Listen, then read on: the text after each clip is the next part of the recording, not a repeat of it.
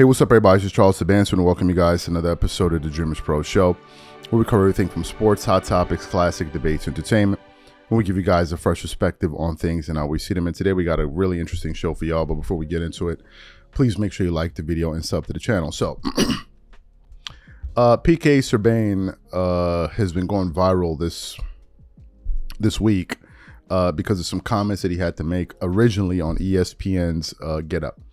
Okay, he went there. He spoke about the competitive fervor and the culture in the NHL within hockey players, and he was contrasting that with what was going on with the NBA. Obviously, they just came off another debacle with this last All-Star game being the second lowest rated game in the history of the sport. It was that bad? And there's been this conversation around, excuse me, whether or not these guys actually care. We've heard players like Darius Garland say, hey, look, if you want to motivate us, incentivize us, give us all $1 million each, and we'll go out there and play. And those comments turned off a lot of NBA fans. Then subsequently, he was brought on ESPN First Take. I forgot who else was on the panel with him that day. I can't remember right now. But he was there with Stephen A. Smith, and Stephen A. Smith gave him the stage again. And he went out there and he expressed his views. And in the midst of him expressing his views, he ended up taking a direct shot at LeBron James, right? Now, why did he take a shot at LeBron? Well, I'm sure all of you remember that on the Sunday of the All-Star game, LeBron announced when he got there at the media day where he essentially said that he would not be playing, which shocked a lot of people, right? And a lot of people were like, bro, why didn't you say this before, right? Why didn't you say this before? You would have opened up a slot for a person like Norman Powell or Sabonis or someone else like that to go out there and get an opportunity and play in the All-Star game. He got heavily criticized for that. So as he was talking about this on ESPN, he then decided to take it a step further, where basically he explained that the people that really set the trend for the NBA and set a standard for the NBA and really gave their all to the fans were Michael Jordan and Kobe Bryant. And he's like, it doesn't matter how old you are, how long you've been playing. You got to go out there and show up for the fans. For those of you who don't remember those specific comments, I want to play it for you because it directly ties in to some audio that we got yesterday. Take a listen to what PK had to say there. What are you playing for? Like, if you're really about it, if you're really about sports, then you're about two things: your teammates and the fans. And I'm sorry, it doesn't matter how much money you're making. When you do not show up to play, you're letting your teammates down. When you do not show up to play, you're letting the fans down that are paying you 40, 50, 60 million. I don't care if you're getting 300 million. Congratulations. But these people in here are paying $2,500 a ticket, $5,000, that are blue-collared, hard-working people. If you don't get your head wrapped around that, you shouldn't be in pro sports. Because how are we going to grow? How do we expect you to be an example? Well, guess what? You don't want to be, you are one. You're on the biggest stage. You just said it.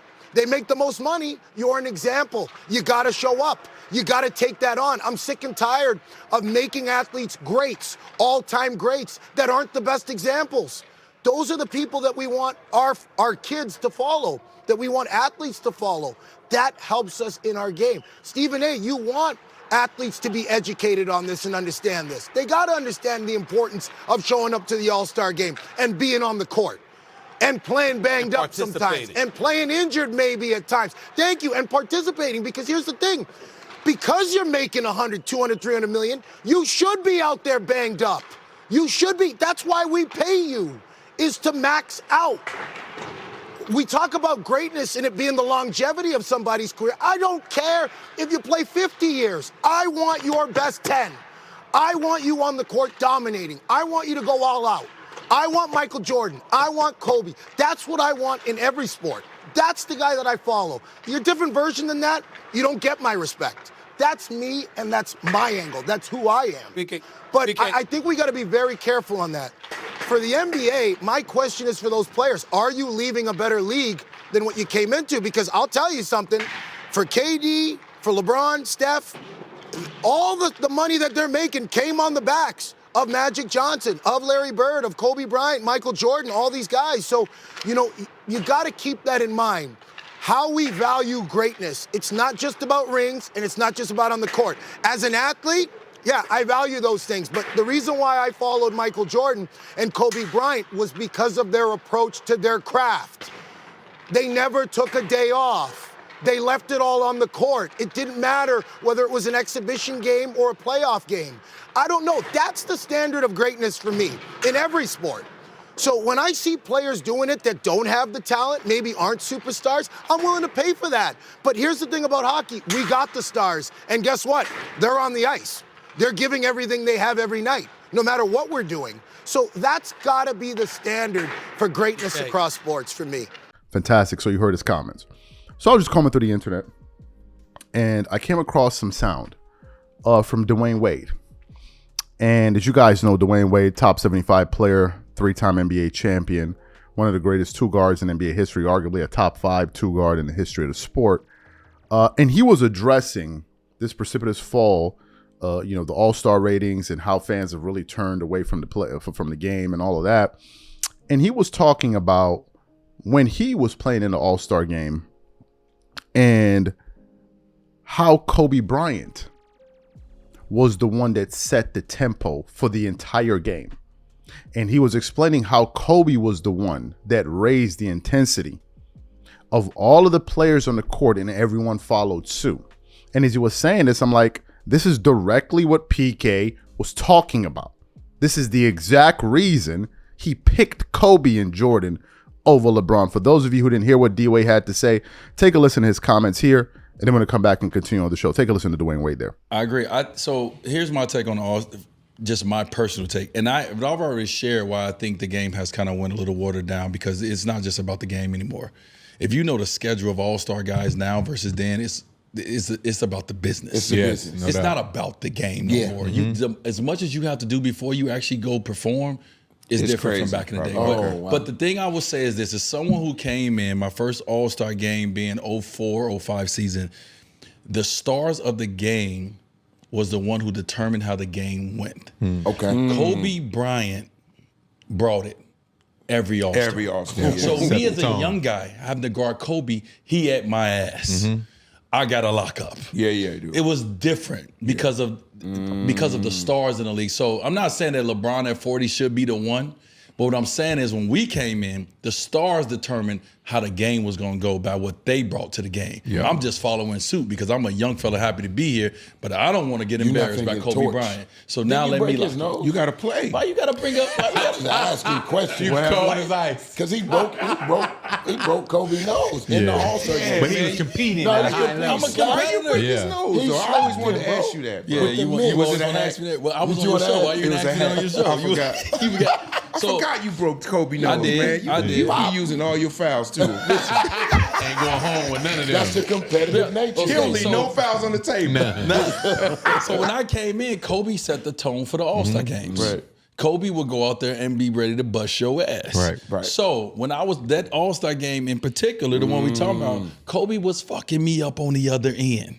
He was hitting me. He was doing that little Right here. here. He was hitting me with, and I'm that shit hurt. I'm like, Kobe. Come on, man, he man. don't care. He locked in. He's a competitor. So I lose myself a little bit. I'm like, oh, that's what we doing. Yep. This where we at. That's where we Okay. at. So on the opposite end, I'm like, get the ball because I'm up, right? That's all I'm thinking. I'm about to foul you because now you down there and the ref ain't calling it. We're in the All-Star game. No one sees this but me and you. Right. And I told you 3 times, Cole, stop doing that.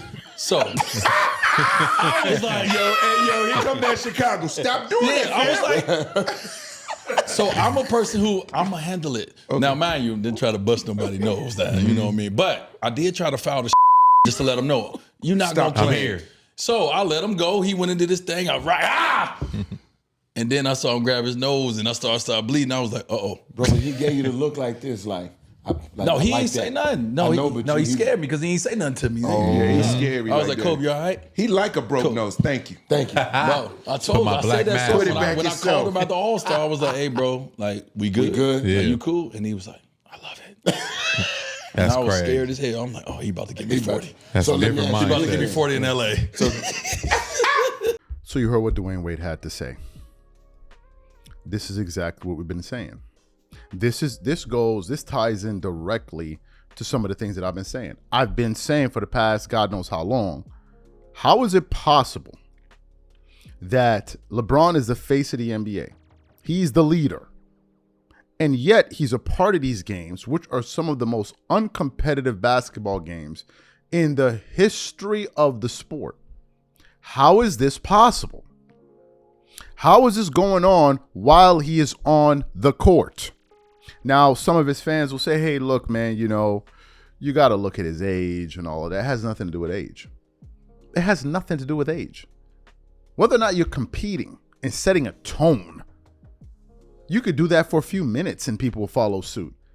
So to me, what this audio reveals was that the last real alphas in the NBA were Jordan and Kobe. These guys were the standard bearers. They were the ones that set the standard. And the rest of these guys were just basically following them. Did you hear anywhere in that audio that LeBron was the one setting the tone? LeBron fans have figured out an out for this particular argument, which is that he's old. But the question then becomes, when did LeBron ever set a tone for any All-Star game anywhere? I mean, from what I can remember, LeBron was the one capitulating under pressure in All-Star games to Kobe. Kobe was the one that was 34, 35 years old, guarding a prime 27-year-old, whatever, 28-year-old LeBron James in an All-Star game, embarrassing him. He was the one guarding him. Did you ever see LeBron guarding anybody? Did you ever see him setting any tone? So this is why people like PK don't respect him. This is why a lot of us don't. A lot of us don't. This has nothing to do with hating. A lot of people like to describe this as hating. No, it's not hating. What we're doing is we're pushing back on some of these ridiculous narratives that these guys try to propagate and force down the throats of NBA fans. What do you want? Just one point of view in the media spectrum? Just one view? You got people that go out there and twerk it up every single day without fail. It's like they got their alarm clock set. The minute it goes off, time to twerk. They got the jar of honey sitting by the side of the bed. They ready to go.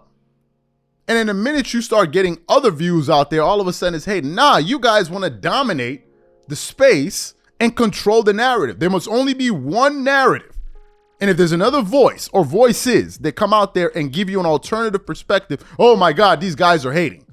Why don't y'all characterize Kendrick Perkins, Nick Wright, Shannon Sharp, all of these other dudes that be out there twerking it up on a daily basis? Why don't y'all characterize them as haters? Of course you don't. Because they're up there preaching your nonsense that you want to hear. And these guys are so used to being pacified that one day you can have a strong opinion. Now I'm referring to Stephen A. Smith. And the very next day you go out there and say, man, LeBron's the greatest player of all time. I got to give him his flowers. It's almost as if to say, man, we were too tough on him yesterday. We need to be nice to him today. What are we doing here? What ESPN needs is more people like this to come on their shows and give you another side of the coin. This is what people really need, not this same watered down BS of people going up there, twerking it up all day, hollering, screaming all over the airwaves to these fans. You got another perspective that a lot of fans support. And it's important to say there are a lot of people that disagree with this nonsense that is being spewed and propagated every single day on TV. It's important to realize that other views must be heard. I'm sorry if that makes you feel a kind of way. How do you think we feel sitting here listening to all of these honey slinging ass LeBron zealots all over media? How do you think that makes us feel? We love it. Y'all love it. We don't. So we just supposed to sit here and listen to these dudes all day long and nobody else gets to say anything? Hell no. We're going to continue to do what we do. There's another side to this. And we're not backing off of it. The same way y'all ain't backing off, neither are we. These are my thoughts. Whatever you guys think, leave your thoughts in the comments and we catch you on the next one. I'm out. Peace.